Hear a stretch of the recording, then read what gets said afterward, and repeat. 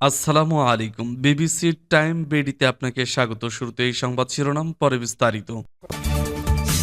পুরোদমে দখলদার ইসরায়েল, ফিলিস্তিন, ইরান, হিজবুল্লাহ যুদ্ধ চলছে। জানিয়ে দিব আমাদের হাতে থাকা সর্বশেষ গুরুত্বপূর্ণ আপডেট। আন্তর্জাতিক সংবাদ, সিরিয়ার পাশে থাকার ঘোষণা রাশিয়া ও ইরানের।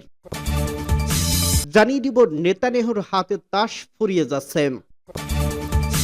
আরো জানিয়ে দিব হামাস শহর থেকে সেনা প্রত্যাহারের গুজব নাকচ করল সিরিয়ার সেনাবাহিনী। এবং আরো জানিয়ে দিব ইহুদিবাদী ইসরায়েলের সঙ্গে সম্পর্ক ছিন্ন করল পুমা। এদিকে ইসরায়েলের হামলা থেকে প্রাণে রক্ষা পাচ্ছে না সেভ দ্য চিলড্রেনের কর্মীরা। সর্বশেষ জানিয়ে দিব টানের জন্য দাঁড়িয়ে থাকা ফিলিস্তিনিদের উপর বিমান হামলার নিহত আরো 100। শুনছিলেন সংবাদ শিরোনাম, এরপর বিস্তারিত। তার আগে অনুরোধ থাকবে, ভিডিওটি যদি ভালো লেগে থাকে ভিডিওটিতে একটি লাইক এবং কমেন্ট করে জানিয়ে দিন ভিডিও সম্পর্কে আপনার মূল্যবান মতামত, এবং আরো কমেন্ট করে জানিয়ে দিন ভিডিওটি আপনি কোথা থেকে দেখছেন এবং শুনছেন। সিরিয়ার পাশে থাকার ঘোষণা রাশিয়া ও ইরানের। সিরিয়ার চলমান বিদ্রোহ দমনে দেশটির পাশে থাকার ঘোষণা দিয়েছে রাশিয়া ও ইরান। দুই দেশের পররাষ্ট্রমন্ত্রী ইরানের পররাষ্ট্রমন্ত্রী আব্বাস আরাকচির সঙ্গে টেলিফোনে কথা বলেন। ইরানের রাষ্ট্রীয় গণমাধ্যমের বরাত দিয়ে বার্তা সংস্থা রয়টার্স বলছে, গতকাল রাশিয়ার পররাষ্ট্রমন্ত্রী সের্গেই লাভরভকে ফোন করেন ইরানি পররাষ্ট্রমন্ত্রী আব্বাস আরাকচি। তিনি রুশ পররাষ্ট্রমন্ত্রীকে বলেন, মধ্যপ্রাচ্যকে অস্থিতিশীল করার জন্য ইসরায়েলের যুক্তরাষ্ট্রের পরিকল্পনায় সিরিয়ার হামলা হচ্ছে। এ সময় লাভরভ বলেন, সিরিয়ার বিদ্রোহী হামলা দমনের রাশিয়ার পাশে থাকবে। দুই মন্ত্রীর ফোন আলাপের পর একটি বিবৃতি প্রকাশ করছে রুশ পররাষ্ট্র মন্ত্রণালয়। বিবৃতিতে বলা হয়েছে, উভয় পক্ষই আলেপ্পো এবং ইদলিব প্রদেশের সশস্ত্র গোষ্ঠীগুলোর সন্ত্রাসী আক্রমণের কারণে সিরিয়ার পরিস্থিতির বিপজ্জনক উত্তেজনা নিয়ে চরম উদ্বেগ প্রকাশ করছে। মন্ত্রীরা সিরিয়ার পরিস্থিতি স্থিতিশীল করার জন্য যৌথ প্রচেষ্টা আরো বাড়ানোর প্রয়োজনীয়তার বিষয়ে একমত হয়েছেন।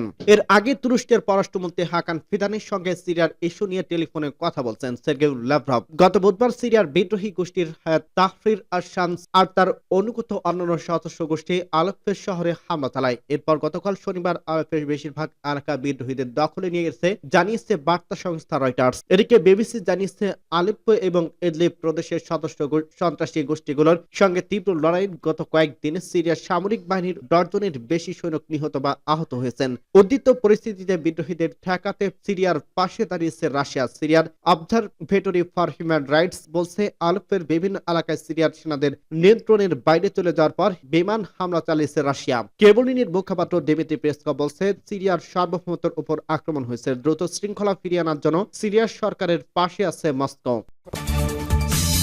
নেতানিয়াহুর হাতে তাস ফুরিয়ে যাচ্ছে। যখন হিজবুল্লাহর প্রায় মহাসচিব হাসান নাসরুল্লাহর মাটি 60 ফুট নিচে একটি বাংকারে ব্যাস্টিং বোমায় নিহত হয়, ইসরায়েলের রাস্তায় ছিল উল্লাস। তাদের পত্রিকার লিখন নাসরুল্লাহ মারা গেছেন এবং হিজবুল্লাহ ভেঙে গেছে। এই ঘটনায় মাত্র 2 মাস পর ইসরায়েলের মেজাজ একেবারেই বদলে গেল। মাত্র 11 দিন আগে ইসরায়েলের প্রতিরক্ষামন্ত্রী ইসরায়েল কাটস বলেছিল যে তাদের ছিল হিজবুল্লাহকে নিরস্ত্র করা এবং দক্ষিণ লেবাননে একটি বাফার জোন তৈরি করা। তাদের সেনাবাহিনী কোনোটি করতে পারেনি। ইসরায়েলিরা তা কখনো জানতে পারে না। প্রায় 14 মাস লড়াইয়ের পর কে জিতবে তা নিয়ে একটি জরিপ হয়েছিল। সেই জরিপে 20% ইসরায়েলিরা বলছে যে ইসরায়েল জিতবে, 19% বলছে হিজবুল্লাহ জিতেছে, 50% লোক বলছে যে কোনো স্পষ্ট জয় পাওয়ার ছাড়াই লড়াই শেষ হতে চলছে, আর 11% বলছে যে তারা এর উত্তেজনা জানেন না। তবে এটা অনস্বীকার্য যে এই কথিত দুর্বল হিজবুল্লাহ 1982 সালের তুলনায় অনেক বেশি শক্তভাবে লড়ছে এবং 2006 সালে ইসরায়েলি সৈন্যরা বৈরুতে পৌঁছেছে মাত্র 5 দিন সময় নিয়েছিলেন। গাজায় গত 13 মাসের যুদ্ধ দেখা গেছে। সুন্নি ফিলিস্তিনি প্রতিরোধ আন্দোলন এখন শিয়া লেবাননের আন্দোলনের সঙ্গে মিলে সাধারণ শত্রুর বিরুদ্ধে লড়াই যোগ দিতে পারে। পুরো অঞ্চলে সুন্নি এবং শিয়া শক্তিকে পুনরায় কেন্দ্রীভূত হচ্ছে। ভাগ করে শাসন করে নীতিকে কাজে লাগিয়ে এই অঞ্চলের শান্ত রাখার নীতি ইসরায়েলের জন্য এর আগের মতো কাজ করছে না। সুন্নি আরব দুনিয়ার একটা বড় মনোজাগতিক বদলে গেছে। এর পরিবর্তন অদূর ভবিষ্যৎ দেখা যাবে বলে ভাবা যায়নি।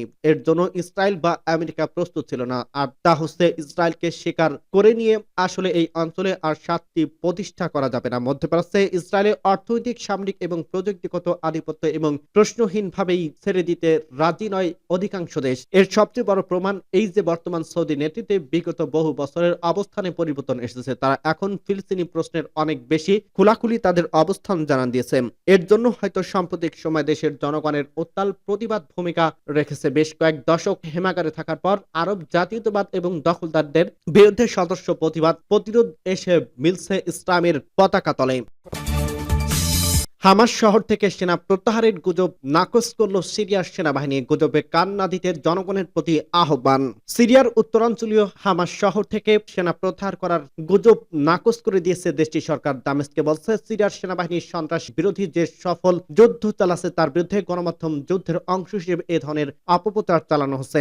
সিরিয়ার প্রতিরক্ষা মন্ত্রণালয় শনিবার এক বিবৃতিতে বলছে, সেনাবাহিনীর হামা শহরের উত্তর ও পূর্ব অংশের শহরতলিতে অবস্থান নিয়েছে। এছাড়া হামার আশেপাশের শহরগুলোতে জঙ্গিরা অনুপ্রবেশ করতে পারেনি। এ কারণে বিরোধীদের গণমাধ্যমে প্রকাশিত গুজবে কান না দিতে সিরিয়ার জনগণের প্রতি আহ্বান জানিয়েছে দেশটির প্রতিরক্ষা মন্ত্রণালয়। সামাজিক মাধ্যমে ছড়িয়ে পড়া যুদ্ধক্ষেত্রের ভিডিও ফুটেজে দেখা গেছে, সিরিয়ার সেনাবাহিনী হামা শহরে নিজেদের উপস্থিতি নিশ্চিত করছে। সিরিয়ার সদস্য বাহিনী সেন্ট্রাল কমান্ড ঘোষণা করছে, দেশের জনগণ ও নির্ভীক সেনাবাহিনীর মনোবল ভেঙে দিতে এ ধরনের অপপ্রচার চালানো হচ্ছে। ঘোষণা করে বলা হচ্ছে, আমাদের নির্ভীক সেনাবাহিনী তাদের দেশ ও জনগণকে সব ধরনের সন্ত্রাসবাদ এবং তাদের সমর্থকদের আগ্রাসন থেকে রক্ষা করতে বদ্ধপরিকর। সিরিয়ার সেনাবাহিনীর পৃথক এক বিবৃতিতে বলা হচ্ছে, হাজার হাজার জঙ্গি ভারী সমরাস্ত্র এবং ড্রোন স্কোয়াড্রন সজ্জিত হয়ে দেশের উত্তরাঞ্চলে হামলা চালিয়েছে। তাদের হামলার কয়েক ডজন সৈন্য প্রাণ হারিয়েছে বলে বিবৃতিতে জানানো হয়েছে। এতে আরো বলা হচ্ছে, তবে সেনাবাহিনীর শক্তিশালী পাল্টা হামলায় জঙ্গিরা ছত্রভঙ্গ হয়ে গেছে এবং তারা সুনির্দিষ্ট কোনো স্থানে অবস্থান নিতে পারেনি। সূত্র পার্টস টুডে। ইহুদিবাদী ইসরায়েলের সঙ্গে সম্পর্ক ছিন্ন করল পুমা।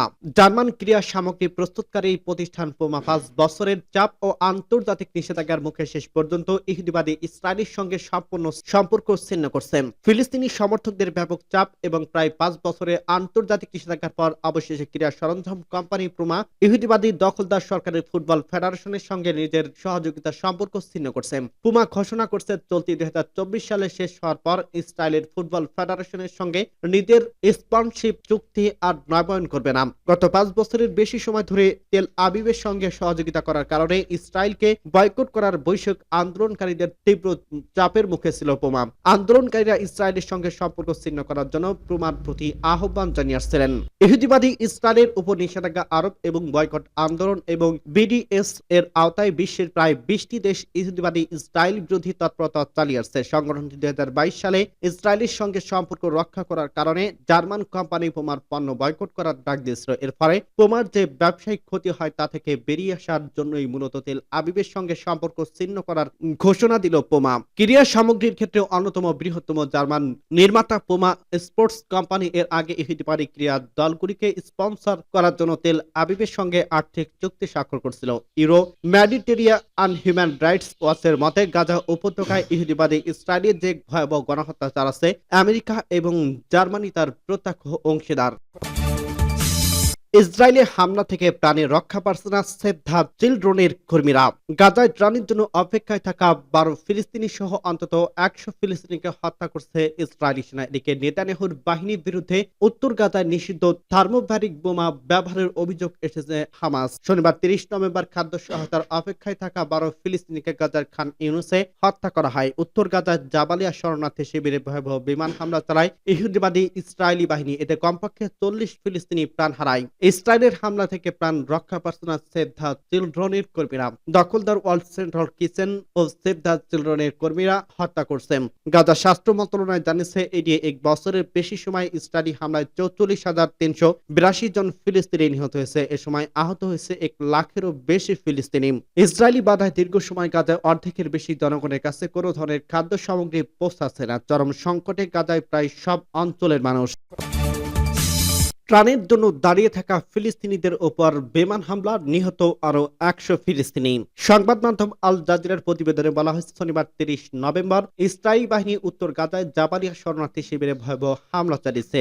একক এই বিমান হামলাতে কমপক্ষে 40 ফিলিস্তিনি নিহত হয়েছেন। এর আগে গাজার দক্ষিণাঞ্চল খান ইউনুসে ইসরায়েলি বিমান হামলায় খাদ্য সহায়তার অপেক্ষায় থাকা অন্তত 12 ফিলিস্তিনি এবং অল সেন্ট্রাল কিচেন ও সেভ দ্য চিলড্রেন এর 4 জন কর্মী নিহত হন। গাজা স্বাস্থ্য মন্ত্রণালয় জানিয়েছে, এ নিয়ে গত 30 বছরের অক্টোবর থেকে ইসরায়েলি হামলায় 44,382 ফিলিস্তিনি নিহত হয়েছেন। এছাড়া ইসরায়েলের এই নৃশংস হামলায় 1 লাখেরও বেশি মানুষ আহত হয়েছেন। স্বাস্থ্য মন্ত্রণালয় আরো জানিয়েছে, ইসরায়েলের বাধা দীর্ঘ সময় গাজায় অর্ধেকের বেশি জনগণের কাছে কোনো ধরনের খাদ্য সামগ্রী পৌঁছাচ্ছে না। চরম সংকটে উপত্যকায় প্রায় সব অঞ্চলের মানুষ, শিশুরা আক্রান্ত হচ্ছেন নানা রোগে। এই অবস্থা চলতে থাকে দুর্ভিক্ষ চরম আকার ধারণ করবে। এদিকে ইসরায়েলের বিরুদ্ধে উত্তর গাজায় নিষিদ্ধ থার্মোব্যারিক বোমা ব্যবহারের অভিযোগ এনেছে এনেছে ফিলিস্তিনি স্বাধীনতাকামী সংগঠন হামাস। এটি এমন ধরনের বোমা যাতে কয়েক হাজার ডিগ্রি উচ্চ তাপ ও চাপে বাষ্পের মতো উড়ে যায় মানব শরীর, এমনকি আশেপাশে থাকলে প্রচন্ড শব্দ তরঙ্গে শরীরের ভেতরে সবকিছু চোরমার হয়ে যায়।